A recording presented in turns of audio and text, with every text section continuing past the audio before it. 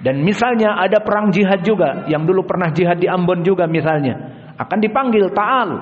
Maka banyak dari pintu-pintu, dan inilah jawaban dari pertanyaan tadi. Kalau tadi di hadis Sahal ibnu Sa'ad hanya satu pintu, maka di hadis Abu Hurairah banyak pintu.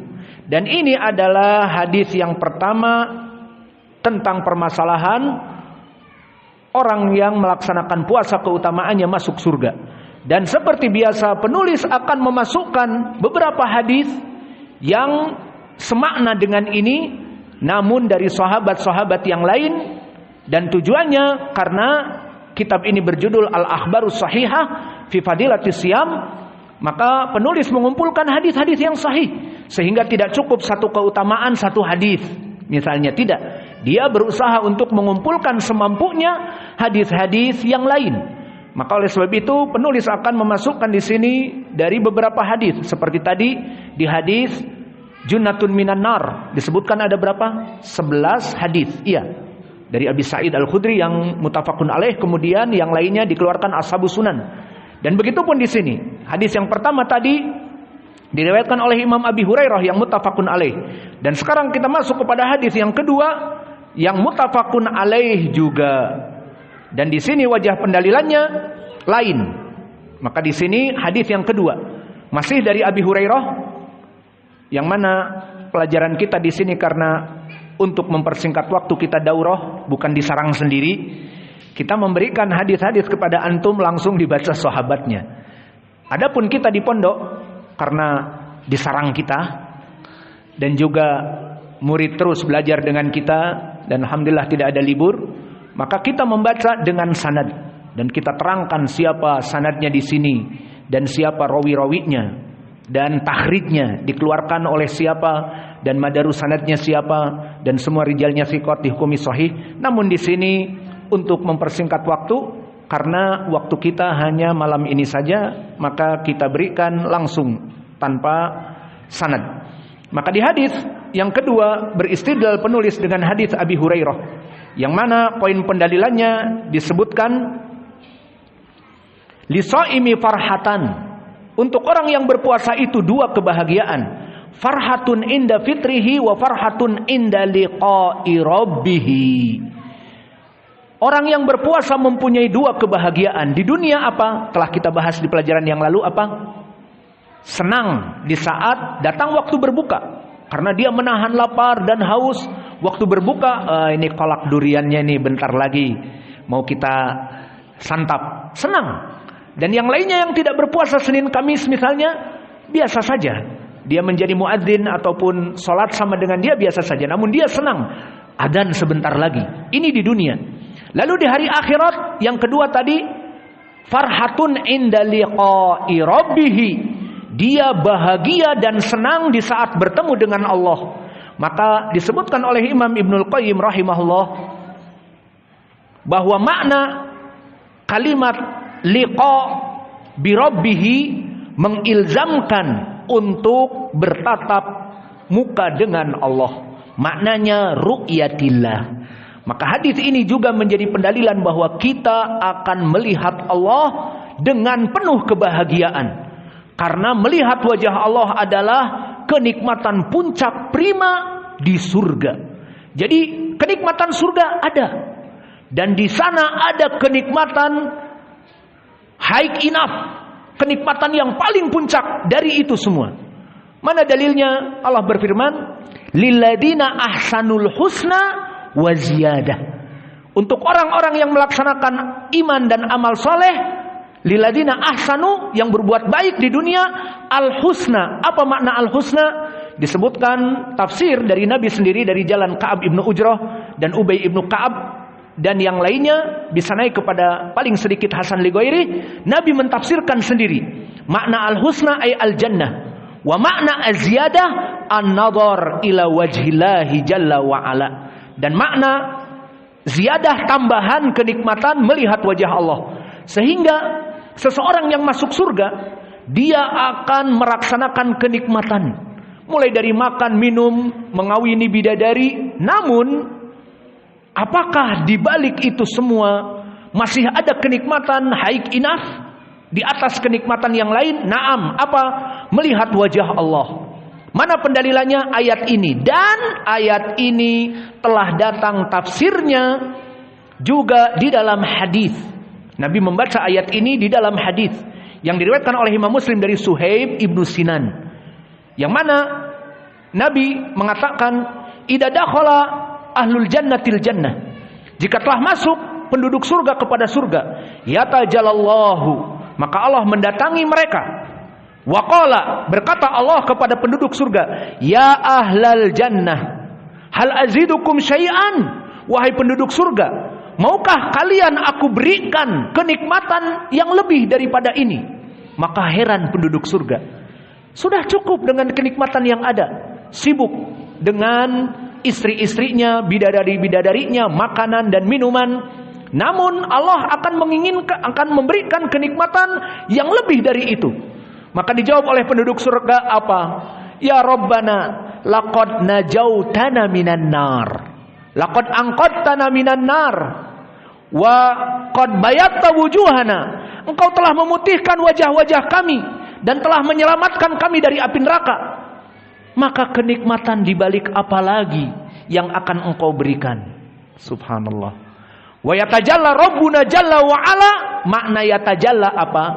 Yatajalla di lugatil arabiyah adalah yadharu min qabl mahfi, menampakkan dari sesuatu yang tadinya tidak ada. Itu maknanya yatajalla, menampakkan. Tadinya tidak ada, kemudian jadi nampak. Itu makna yatajalla.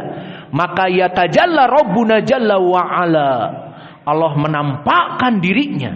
Maka disebutkan di dalam hadis, falamma ra'au, di saat melihat Allah, nasya minan ni'am alladzi kanu ma'ahum. Subhanallah.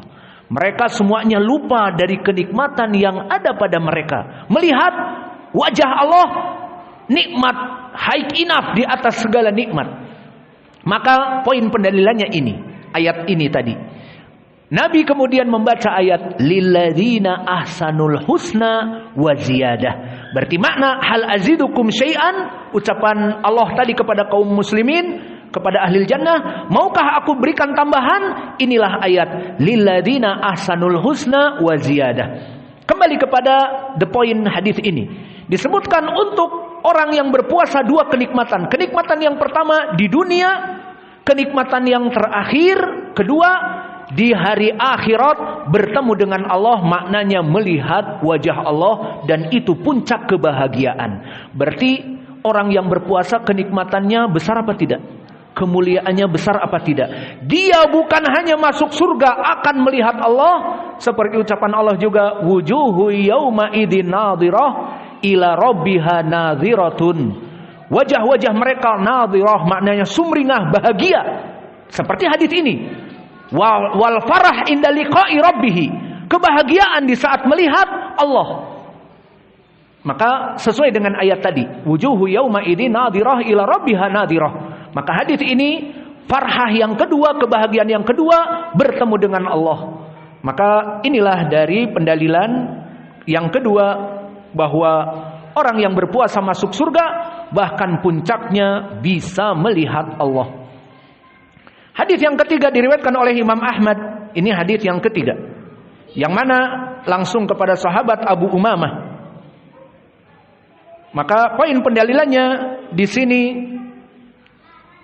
di mana Abu Umamah mendengar Nabi khutbah di Hajatil Wada, yang mana Nabi Muhammad SAW mengatakan, i'budu rabbakum wa sallu khamsakum wa sumu syahrakum wa adu zakata amwalikum wa ati'u dha amrikum tadkhulul jannah rabbikum. Subhanallah.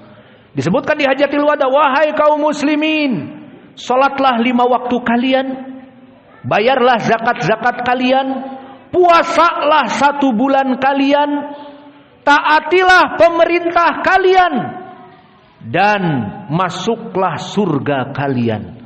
Jadi ingin masuk surga, poin pendalilan di hadis ini apa? Sumu syahrakum, puasa 5 waktu. Puasa 1 bulan. Dan ditambah tadi puasa 5 waktu, membayar zakat, dan taat kepada pemerintah. Maka bagaimana orang-orang khawarij dengan hadis ini? yang mana mereka mengatakan kepada pengikutnya, jihad, jihad fisabilillah, kita mendirikan daulah Islamiyah, kita mengkudeta pemerintah yang ada. Maka akhirnya tujuan mereka memerangi pemerintah, dan mereka membeli senjata dari mana? Dari orang-orang luar negeri.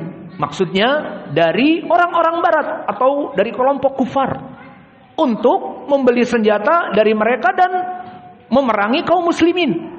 Kemudian mereka tinggal di hutan-hutan penuh nyamuk dan dalam keadaan tidak nyaman. Kemudian mereka jika bertemu mata-mata, misalnya para penderes karet yang dicurigai, maka mereka takut, dikiranya orang-orang brimob yang menyamar dan sebagainya. Hidup dalam keadaan ketakutan, kemiskinan, penderitaan. Apalagi musim hujan, mereka hujan-hujanan di pelosok-pelosok hutan, sakit, masuk angin, mungkin pada kerokan. Alhasil dalam keadaan seperti itu mereka apa? Jihad, jihad, pengen masuk surga. Ntar dulu, pengen masuk surga dalam keadaan capek, masuk angin, malam-malam tidak ada listrik, tidak ada internet dan sebagainya. Kemudian cobalah, lihatlah hadis ini, wahai orang Khawarij. Apa? Salatlah 5 waktu kalian, bayarlah zakat kalian, puasalah bulan kalian, dan taatilah pemerintah kalian. Ya sudah, jangan, gak usah kudeta, gak usah perang dengan brimob, gak usah jihad-jihad itu yang masyru', jihad dengan pemerintah, bukan melawan pemerintah. Seperti di hadis Muslim yang datang dari Abi Hurairah, fa idastangfirtum fangfiru. Jika kalian diperintah oleh amir, ayo berjihad. Telah datang invasion dari negeri kufar ingin mencaplok Indonesia, jihad, perang. Maka itulah jihad dan itulah perang. Anak-anak disuruh diam. Apa faedahnya kalian anak-anak? Membuat orang yang lain tidak ambil faedah. Maka diam. Maka di sini para orang-orang yang merasa dirinya berjihad justru berperang dengan pemerintah, justru kita berjihad harus dengan pemerintah. Idastangfirtum fangfiru, itu manhaj Ahlus Sunnah. Maka berjihad dulu para ulama melawan Tatar, melawan di zaman sahabat, melawan kekaisaran Romawi dan melawan Persia di bawah pemimpin Nabi Muhammad SAW atau para khulafa ar-rasyidin seperti Al-Khalid ibn Walid, menghancurkan Romawi dan Persia atas perintah Umar ibn Khattab dan sebelumnya Abu Bakar As-Siddiq, maka di atas perintah pemerintah. Adapun mereka justru kebalik, bikin acara jihad, lawannya pemerintah, dan pemerintah kita muslim, bukan pemerintah kafir. Alhamdulillah, dengan hadis ini kita Ahlus Sunnah masuk surga dalam keadaan enak, taat kepada pemerintah. Alhamdulillah, pemerintah menjaga keamanan, menjaga dari perkara-perkara yang buruk kepada negeri ini. Alhamdulillah. Maka Ahlus Sunnah, orang-orang yang cinta damai, tidak mengajak berperang kepada pemerintahnya. Dan Ahlus Sunnah adalah orang-orang yang bahagia sama-sama dengan pemerintah. Pemerintah memerintahkan kita selama perintah itu ketaatan kepada Allah, kita taat sesuai ucapan Allah, atiullah wa atiur rasul wa ulil amri minkum. Taatlah kepada Allah dan kepada Rasul dan kepada pemerintah-pemerintah kita. Ayo anak-anak, duduk. Adab thalabul ilm. Kalian penuntut ilmu apa bukan? Duduk, jangan ribut. Maka inilah hadis yang dikeluarkan oleh At-Tirmidzi dan juga Imam At-Tabrani dan Ibnu Hibban dan Al-Hakim, yang mana madarus sanad kepada Muawiyah ibnu Saleh. Haddatsani Salim ibni Amir dari Abi Umamah. Maka Muawiyah ibnu Saleh, dia adalah Muawiyah ibnu Saleh ibnu Hudair, yang mana dia rawi yang saduq hasanul hadis. Maka hadis ini hadis yang hasan, dan hadis ini telah dihasankan oleh syekh kita atau syekh kami Muqbil Al-Wadi'i di Jami'us Sahih. Dan poin pendalilan di sini jelas, sumu syahrakum. Dan juga penulis menukilkan hadis yang semakna dengan ini, diriwayatkan oleh Imam At-Tabrani dari jalan yang lain, dari Abi Kutailah. bahwa Nabi Muhammad SAW qama finnas fi hajjatil wada, sama maknanya. Bahwa dia mengatakan sumu syahrakum wa atiu wulata amrikum tadkhulul jannah rabbikum.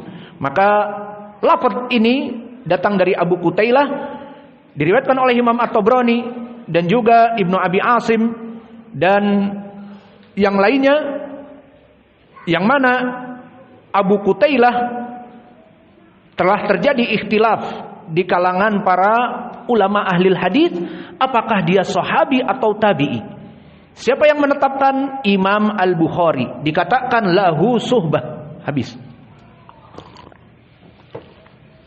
Ini masih ada. Maka Imam Al-Bukhari menetapkan bahwa dia lahu suhbah. Dan juga Yazid ibnu Khumair Ar-Rohabi mengatakan dia itu sahabi. Dan yang menafikan Abu Hatim. Abu Hatim mengatakan laisat lahu suhbah. Maka seperti ini ikhtilaf. Dan Al-Bukhari imam dan diikuti oleh Yazid ibnu Khumair Ar-Rohabi, dan berkesendirian Abu Hatim Ar-Razi menafikan. Lalu mana yang rajih? Al-ilmu indallah dalam permasalahan khilaf, namun di sana ada kaidah. Apa? Al-mutsbit muqaddam 'alan nafi.